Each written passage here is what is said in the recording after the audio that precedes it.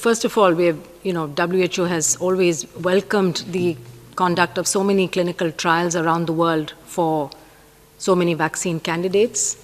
And because the more we have that are tested for safety and efficacy, the better the chances of finding one that is safe and efficacious and can be deployed widely. Now, when you do clinical trials, we're basically looking for two things. We're looking for protection, or what we call efficacy, compared to the control group. And then you also look for safety, which is side effects, adverse effects, all the way from very minor side effects to serious adverse events. And every clinical trial protocol has built into it a SOP, operating procedure for how you manage these side effects.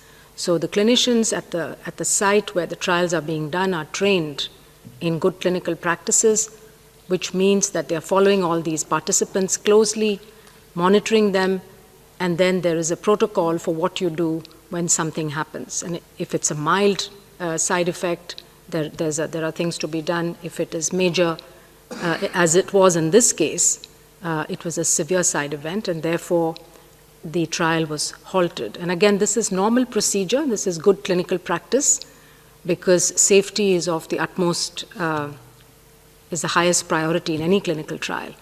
And so the trial has been halted. The Data Safety Monitoring Board is going to look into the details of this individual with the reported side effect. There will be obviously discussions and then a decision made on how to proceed. So I think this is a good, perhaps a wake-up call or a lesson for everyone to recognize the fact that there are ups and downs in research, there are ups and downs in clinical development, and we have to be prepared for those. It's not always a fast and a straight road, but we don't need to be overly discouraged, because these things happen, and we have to wait for the determination by the Data Safety Monitoring Board on this particular case, and then what the next steps are going to be for this vaccine trial. And we hope that things will be able to move on, but again, it depends. It depends on a lot, and we have to wait to see the details of what actually happened.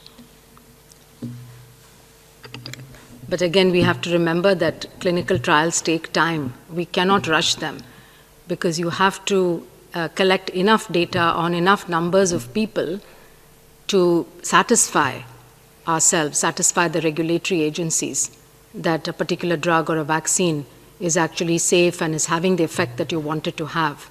So this actually requires that tens of thousands of people enroll in these clinical trials. If you look at some of the clinical trials that are enrolling today, they have a sample size of anything from 30,000 to 60,000.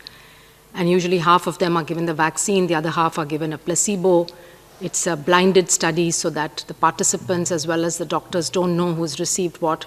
They have to be followed up for a certain length of time, a minimum of 6 months, to be able to assess both on the protective efficacy and the safety. And so since a few trials did start in the month of July, it is possible that we may start getting some results, at least interim results, by the end of the year. However, follow-up for safety needs to continue longer, but the minimum is 6 months. So while it's very possible that results might start coming in, and let's hope we get some positive results, the regulatory agencies would then need some time to examine those results and then take an opinion on whether the vaccine is ready for licensing. So it could be that we see some results end of the year, it could be early next year, but that's the time frame in which we start seeing the results.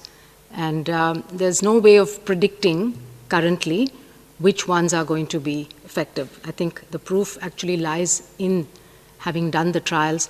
What we can say is that the data from the phase 1 and 2 studies has been quite promising for most of the candidates that have crossed phase 2. They are showing that they are able to elicit an immune response in terms of neutralizing antibodies. Some of them are eliciting a T-cell response as well. And safety, though it's been in smaller numbers, has not been a very big issue so far. But ultimately, we want to see protection from disease and protection from infection and protection from severe disease. And for that, you need the clinical endpoints to be done in these large clinical trials. So we have to be a little bit patient and wait for the results.